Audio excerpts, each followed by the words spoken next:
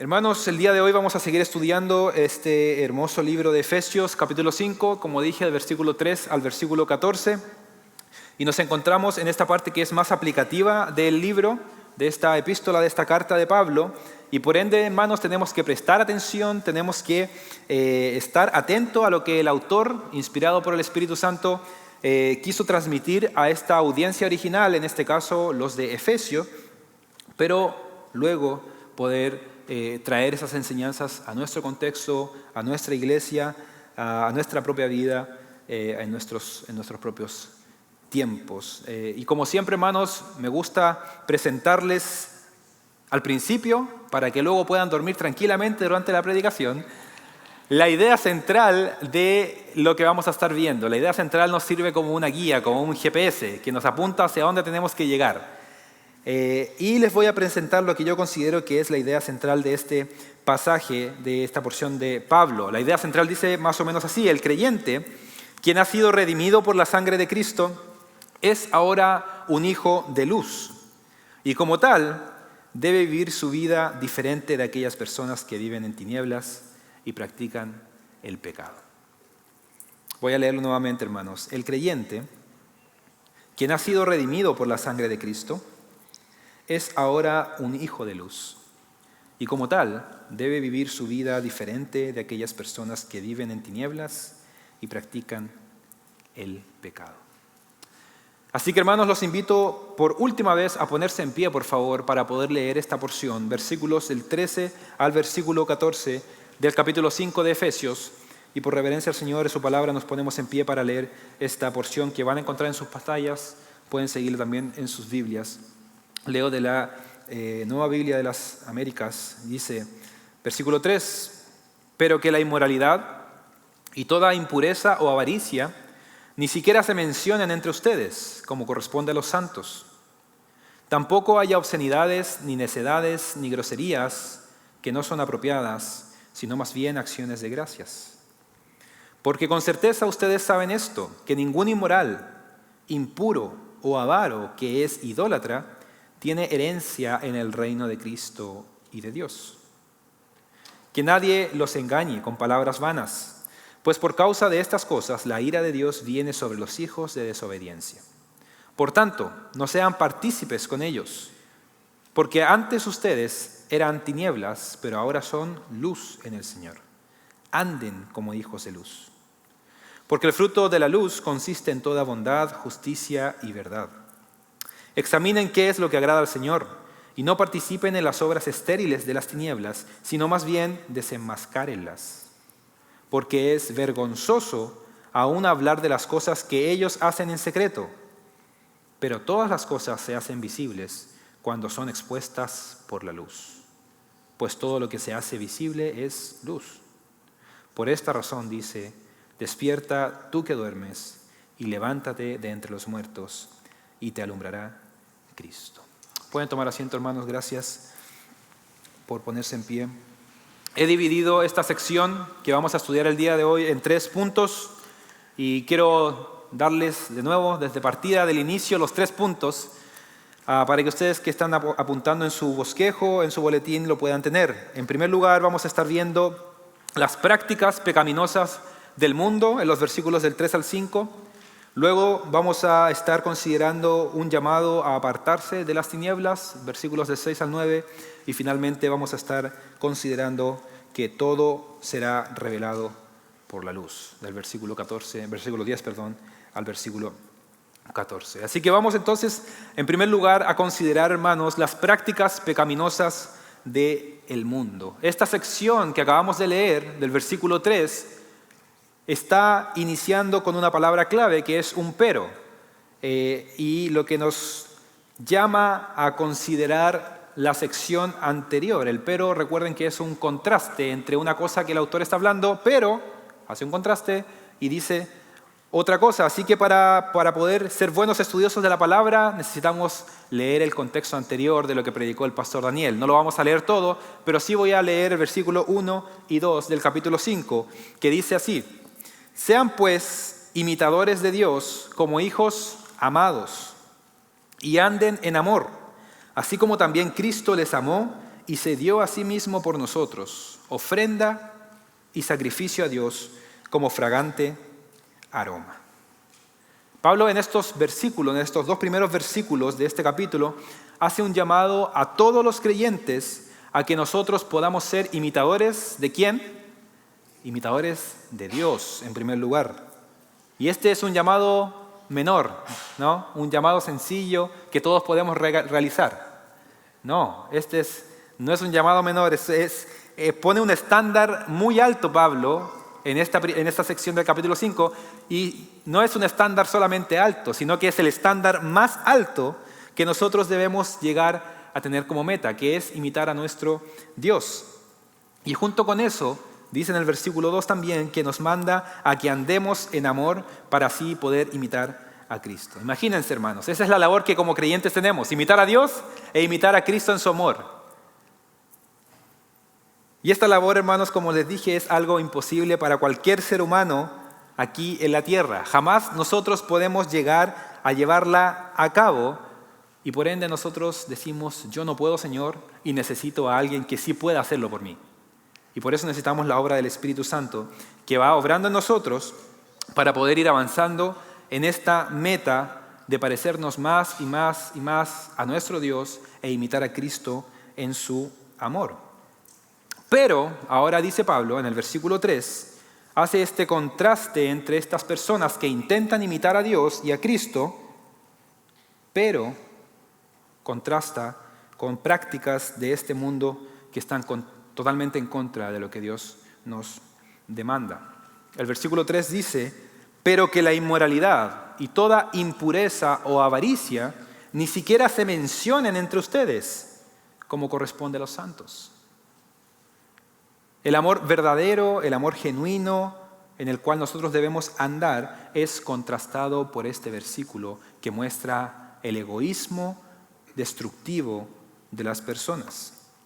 Y estas 3 palabras que Pablo usa son increíbles y nos hablan del mismo punto, del mismo aspecto el cual Pablo quiere apuntar. Él nos habla acerca de la inmoralidad, él nos habla acerca de la impureza y nos habla acerca de la avaricia. Y estos 3 se relacionan con el mismo aspecto, que es la corrupción sexual.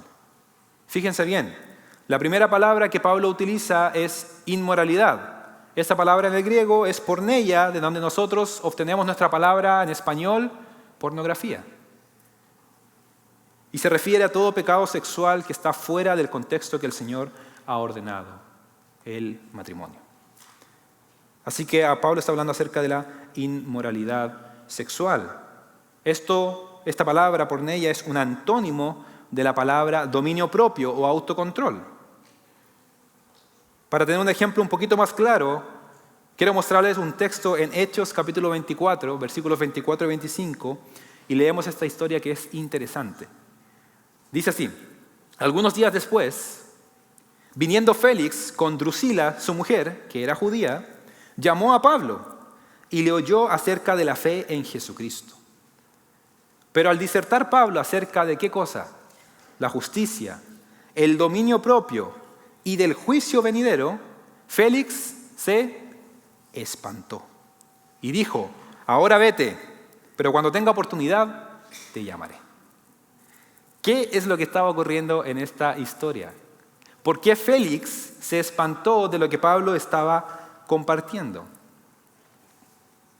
Bueno, porque Félix había robado a su mujer Drusila de otro hombre. Y por ende, este hombre, Félix, estaba en una relación adúltera.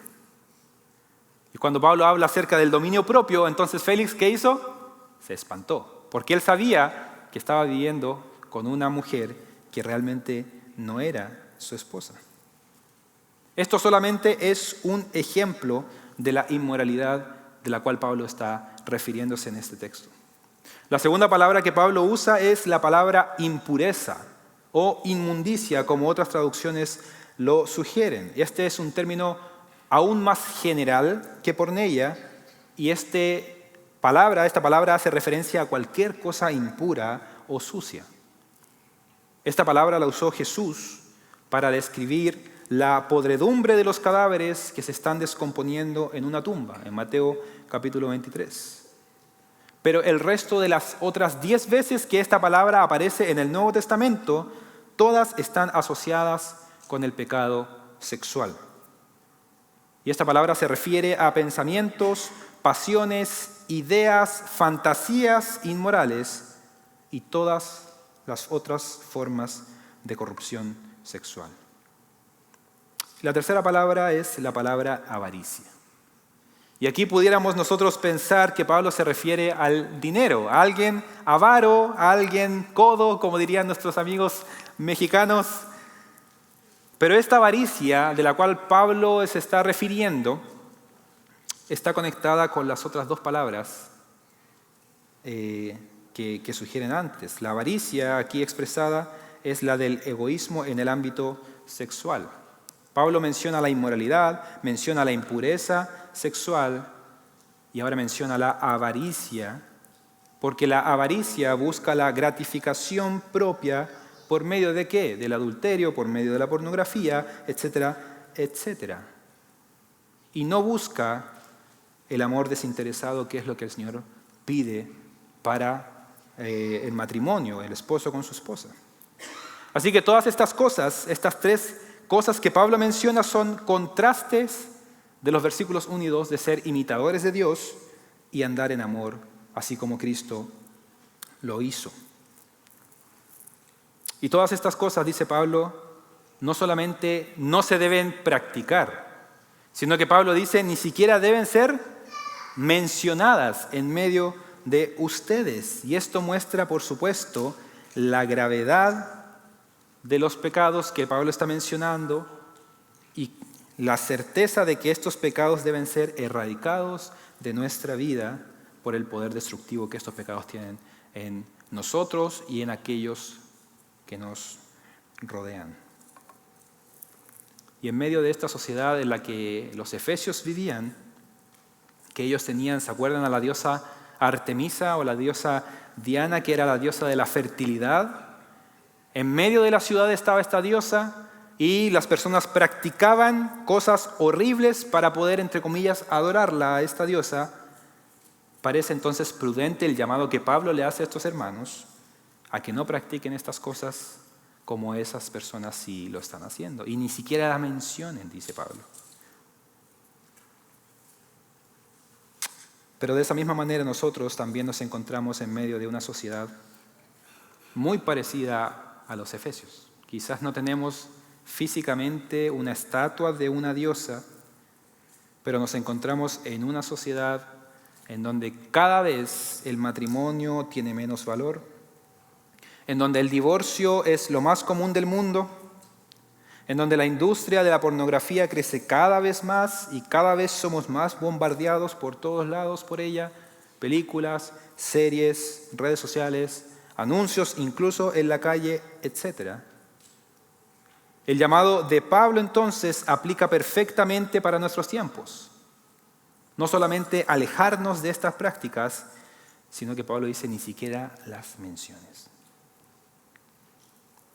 Pero ahora Pablo no lo deja ahí. Dice el versículo 4, tampoco haya obscenidades, ni necedades, ni groserías que no son apropiadas, sino más bien acciones de gracias. Y Pablo lo que está haciendo aquí es pasar de la inmoralidad sexual a la vulgaridad al momento de hablar. Jesús mismo lo dijo, de la abundancia del corazón habla la boca. Si la vida de una persona está entonces caracterizada por la inmundicia que Pablo describió en el versículo 3, entonces todo su ser, incluso su lengua, se va a mover en función de esto. Las cosas que esta persona va a decir van a ser obscenas, con doble sentido, chistes groseros, conversaciones sucias, reflejando finalmente lo sucio que está su corazón. Y nosotros como creyentes debemos huir de estas cosas, dice Pablo. En lugar de eso, debemos dar acciones de gracias. Ahora parece raro el contraste que Pablo hace con todos estos pecados terribles con las acciones de gracias. ¿Por qué Pablo contrasta algo tan grande con el dar gracias. Porque mientras el pecado sexual y la codicia se centran en uno mismo y producen entonces un hablar vulgar, el agradecimiento por su parte es exactamente todo lo opuesto. Es el antídoto apropiado en contra del egoísmo. La persona que es egoísta, que no es amorosa, no da gracias a Dios porque esa persona piensa que merece cualquier cosa buena que está recibiendo. Pero la persona que es agradecida, esa persona sabe que todo lo que tiene lo tiene por gracia del Señor. Es misericordia de Dios para nosotros, sus hijos. Pero la persona que es egoísta, yo me merezco esto realmente. Por eso el antídoto para la lujuria, el antídoto para la inmoralidad, el antídoto para la impureza o la avaricia sexual es la gratitud. Sé agradecido por lo que Dios nos ha dado por gracia, por misericordia, porque realmente nosotros no lo merecíamos.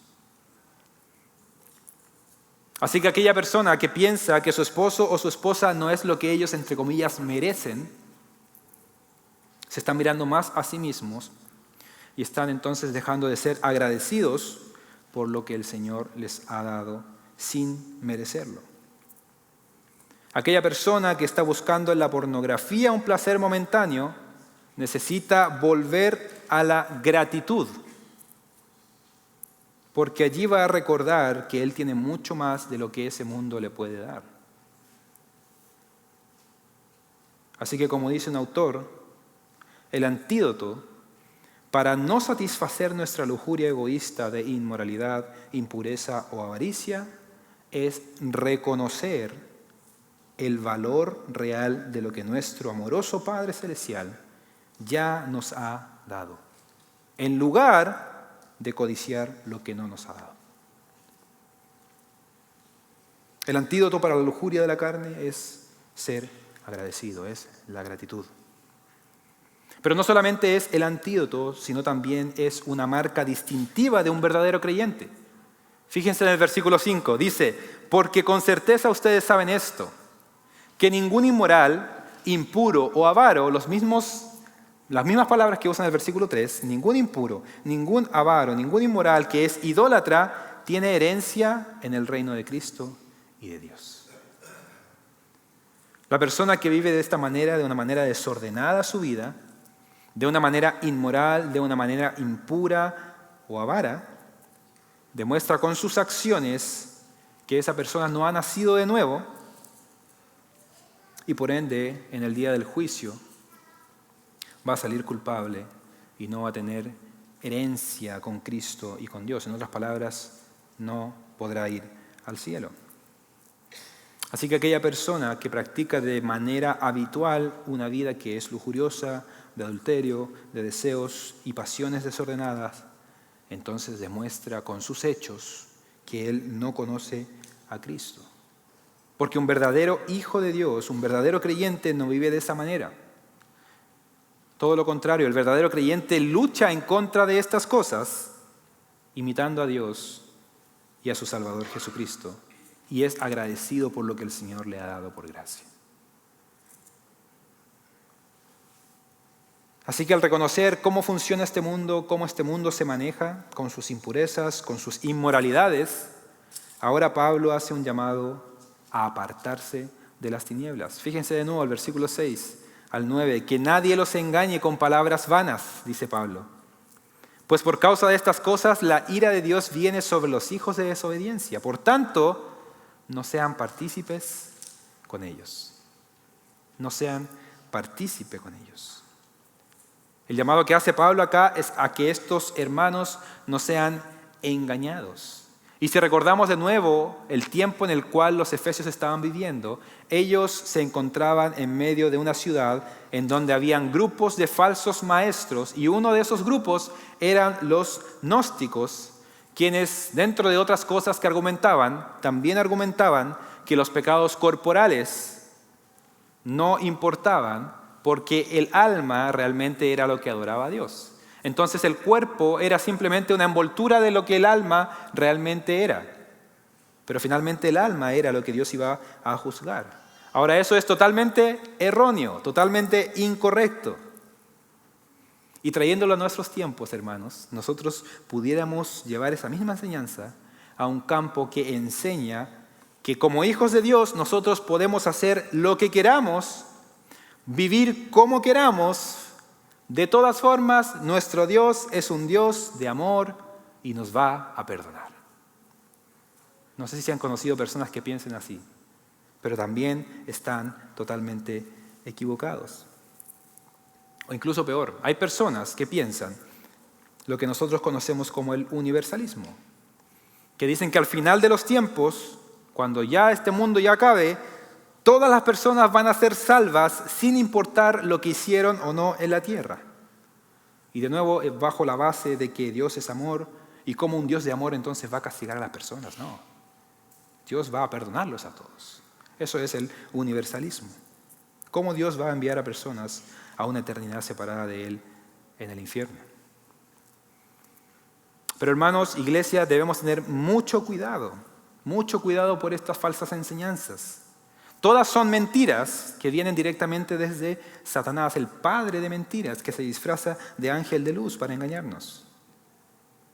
Y el problema es que estas mentiras son tentadoras para el creyente. ¿Por qué? Porque nuestra carne, como dice Pablo, anhela una cosa y nuestro espíritu anhela otra cosa. Entonces, cuando se nos presenta a un Dios con D minúscula que no va a castigar nuestra acción, entonces nosotros somos tentados a reducir el Evangelio, a reducir el estándar de Dios y finalmente le estamos quitando seriedad al pecado en nuestras vidas. Es tentador, hermanos. Pero la palabra es clara en mostrarnos que aquella persona que vive de una manera desordenada, aquella persona que no está velando por vivir en santidad, aquella persona que se deja llevar por las corrientes de este mundo cayendo en pecados atroces de inmoralidad, esa persona no es un hijo de Dios. A pesar, hermanos, y escuche bien, a pesar de que esa persona venga todos los domingos a la iglesia. Pero el resto de su semana está viviendo como un impío más, el cual no está anhelando vivir para la gloria de nuestro Dios. Hay que tener cuidado con esto, hermanos. Personas así, dice Pablo, son objetos de la ira de Dios. Pero no que Dios era solamente amor, no. La ira de Dios cae sobre estas personas porque son considerados hijos de desobediencia, dice Pablo. Y quizás ese sea el caso tuyo el día de hoy. Quizás tú piensas que eres un hijo de Dios, o como es muy común, piensas que tus hijos son hijos de Dios, simplemente porque vienes a la iglesia. Y el domingo aparentas piedad, venimos con nuestras mejores ropas los domingos, todos perfumados, todos preciosos, aparentando piedad, pero durante la semana vives como un incrédulo más en inmoralidad. Y quizás recién te estás dando cuenta que tu vida es incongruente con lo que la palabra del Señor nos está mostrando y cómo describe a un verdadero hijo de Dios. Déjame decirte la mala noticia primero. La mala noticia es que estás engañado y que tu destino final va a ser el infierno, porque la palabra del Señor lo presenta así. Pero al mismo tiempo déjame animarte con esta verdad. Aún hay esperanza para ti. Aún hay esperanza para ti. Si vienes hoy a Jesucristo, el Señor va a perdonar tus pecados sin importar qué tan grandes hayan sido y te va a hacer una nueva persona. Él va a transformar tu corazón, va a cambiar tu corazón literalmente en uno nuevo, el cual va a tener nuevas motivaciones, el cual va a querer vivir para la gloria de su Padre. Pero debes saber que debes arrepentirte de tu pecado. La palabra del Señor nos dice, arrepentíos y creed en el Evangelio. Debes arrepentirte de tu pecado y debes creer que Cristo es el Salvador que necesitas para poder transformar tu vida.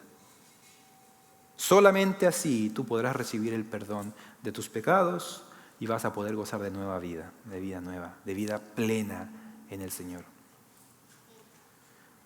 Pero si es que tú decides no oír lo que el Señor te está diciendo el día de hoy, si es que tú decides seguir viviendo en oscuridad, si tú decides seguir viviendo en pecado, en impureza, en inmoralidad, en avaricia, por favor créeme, porque la palabra es verdad, que el día del juicio va a venir. El día del juicio vendrá y Dios va a juzgar tu vida. Y si es que tú no estás en Cristo, vas a ser condenado por la eternidad. Así que mi llamado hermano, amigo, visita que nos está acompañando el día de hoy es que vengas a Cristo. Ven a Cristo. Arrepiéntete de tus pecados y cree que Jesús es tu único Señor y tu único Salvador. Solamente así podrás entonces vivir para la gloria de Dios. Podrás reconciliarte con Dios mismo a través de su Hijo Jesucristo. Ven a Cristo. Pablo sigue esta exhortación a estos hermanos. Fíjense el versículo 7. Les dicen que no sean partícipes con estas personas. No que no se junten con ellos, porque de otra forma entonces ¿cómo podrían oír el Evangelio? Pero que no se junten con ellos a practicar las mismas cosas que ellos hacen. ¿Por qué? Pablo da la respuesta, porque nosotros veníamos de ese mundo y no debemos volver a ese mundo. Fíjense el versículo 8 y versículo 9. Porque antes ustedes eran ¿qué cosa? Tinieblas. Pero ahora ¿qué son? Luz en el Señor. Anden entonces como hijos de luz. Porque el fruto de la luz consiste en toda bondad, justicia y verdad. Aquí Pablo hace el contraste nuevamente entre la luz y las tinieblas para mostrarle a estos hermanos la pasada manera de vivir y lo que ahora son en Cristo. El creyente y todos nosotros en un tiempo pasado vivíamos en esas tinieblas, estábamos cegados por la oscuridad de su pecado, pero al momento de que el Evangelio iluminó nuestro camino y que el Espíritu Santo abrió los ojos de nuestro entendimiento, entonces ahora nosotros no solamente andamos en luz, sino que somos luz. No solamente andamos en luz, sino que ahora el creyente es luz. Y como el creyente es luz, entonces qué ilógico sería que nosotros queramos volver a la oscuridad de las tinieblas de las cuales el Señor nos rescató. Es como si el hijo pródigo de aquella historia que Jesús contó decidiera volver al barro con los cerdos ahora que está gozando nuevamente de las bendiciones en la casa de su padre. O como si un minero que se encuentra perdido en una mina por varios días, sin comer, sin beber, vagando por la mina sin encontrar la salida, casi moribundo, y encuentra un rayo de luz. Y se acerca a esa luz y puede y logra salir de esa mina. Pero al momento de salir de la mina, el minero decide regresar mejor a la mina. ¿Por qué? Porque el sol le molesta sus ojos. Y se engaña a sí mismo pensando que en la mina estaba mejor que afuera. Así mismo nosotros nos miramos si es que decidimos volver a vivir esa vida de tinieblas. Para cualquier persona estos ejemplos sonaría ilógico, pero así es como tú y yo nos miramos cuando nosotros decidimos volver a las tinieblas de las cuales el Señor nos ha rescatado. Ahora nosotros somos luz, dice Pablo, y debemos andar como hijos de luz, produciendo el fruto que se espera. Pablo habla de 3 cosas: bondad, justicia y verdad. Y estos frutos nos hablan de un crecimiento saludable de cualquier creyente. La bondad tiene que ver con los otros, nuestra relación con otras personas. La justicia tiene que ver con nuestra relación con Dios y la verdad con nuestra integridad personal. Ese es el fruto que se espera de todo creyente. Así se mira la vida de una persona que realmente es luz, que anda como hijo de luz. Así que Pablo hace un llamado a apartarse de las tinieblas y a andar en la luz, como hijo de luz. Y por último, Pablo cierra esta porción, este versículo 10 al 14, en donde vemos que todo será revelado por la luz. Fíjense el versículo 10, examinen qué es lo que agrada al Señor. Examinen qué es lo que agrada al Señor y no participen en las obras estériles de las tinieblas, sino más bien desenmascárenlas. Porque es vergonzoso aún hablar de las cosas que ellos hacen en secreto. Pero todas las cosas se hacen visibles cuando son expuestas por la luz. Pues todo lo que se hace visible es luz. Por esta razón dice: despierta tú que duermes y levántate de entre los muertos y te alumbrará Cristo. Pablo aquí continúa con su metáfora de la luz, de las tinieblas, y nos dice que ahora como nosotros, como hijos de luz, nosotros debemos examinar qué es lo que agrada al Señor. Y la única forma para lograr hacer esto es por medio de la lectura de su palabra, de las Escrituras. Es leyendo la palabra del Señor que nosotros podemos ser iluminados por el Señor y realmente comprobar qué es lo que le agrada al Señor y qué es lo que no le agrada al Señor. La Biblia, hermanos, es nuestra guía de fe y de conducta. Y en ella nosotros debemos andar, debemos encontrar la sabiduría para poder vivir nuestras vidas. Y una vez que nosotros lo hayamos hecho, podemos entonces identificar obras estériles de las tinieblas para poder desenmascararlas. Porque esa es la función de la luz, hermanos, iluminar la oscuridad. Estas obras que hacen estas personas son vergonzosas, no merecen ni ser mencionadas, pero sí deben ser desenmascaradas, dice Pablo.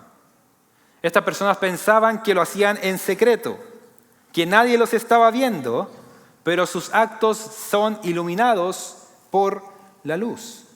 Y aquí, hermanos, hay una realidad muy grande con relación al pecado que el enemigo nunca te va a decir. Lo que pasa en secreto no se queda en secreto, va a ser traído a la luz. El pecado te dice todo lo opuesto: peca, nadie te está viendo y nadie lo va a saber.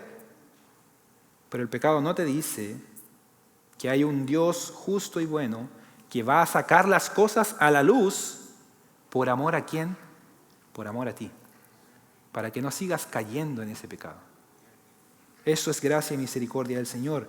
Y ese mismo fue el caso de David, el rey David, cuando pecó con Betsabé. Lo evaluábamos y lo veíamos en la reunión de hombres hace unas semanas. David pensó que él pecaba en oculto. Su adulterio, su asesinato iban a quedar en lo oculto de su habitación, pero Dios envía a Natán para sacar el pecado a la luz y así traer convicción de pecado en la vida del rey David. Escuche esto. Debido a que la mayoría de las tiendas en las ciudades del Medio Oriente no tienen ventanas y se construyen lado a lado en calles angostas, se caracterizan por ser bastante oscuras en su interior. Para que un cliente mire bien lo que está comprando, debe sacar la mercancía a la luz del sol. Y en esa luz brillante, el artículo se puede ver cómo es en realidad, porque cualquier defecto o imperfección será obvio. De esa misma manera, hermanos, Dios usa la luz de sus hijos para poder iluminar este mundo de pecado, este mundo de oscuridad que vive esta sociedad.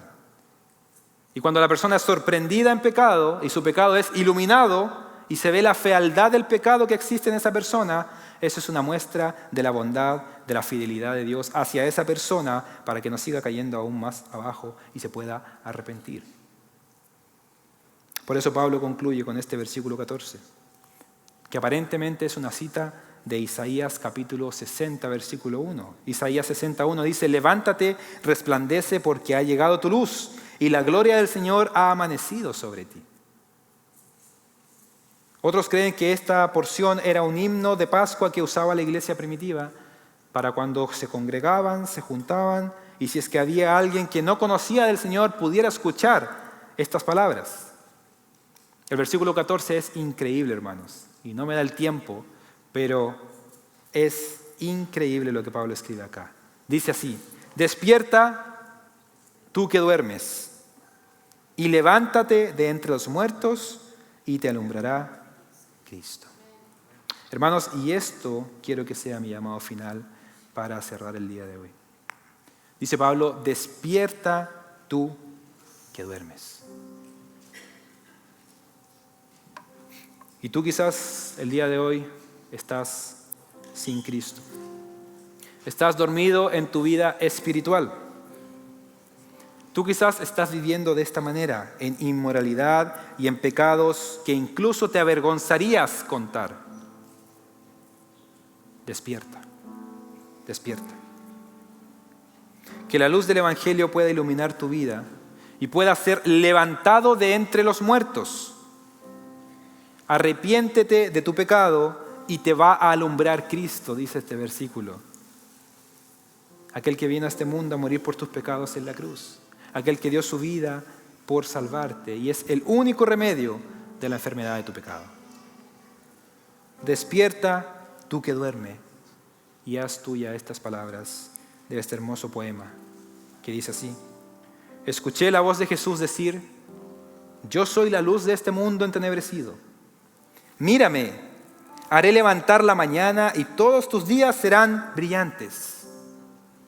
Miré a Jesús y hallé en él mi estrella, mi sol. En esa luz de vida caminaré hasta que mis días de peregrinaje lleguen a su fin. Que puedan ser tus palabras el día de hoy. Vamos a orar, hermanos. Amado Dios, despierta a aquellas personas que están dormidas. Con el poder de tu Espíritu, levanta a aquellas personas que hoy están dormidas. Señor, que Cristo los ilumine, que la verdad del Evangelio pueda llegar a sus vidas y pueda impactar sus corazones para transformar esos corazones de piedra en corazones que palpiten por ti.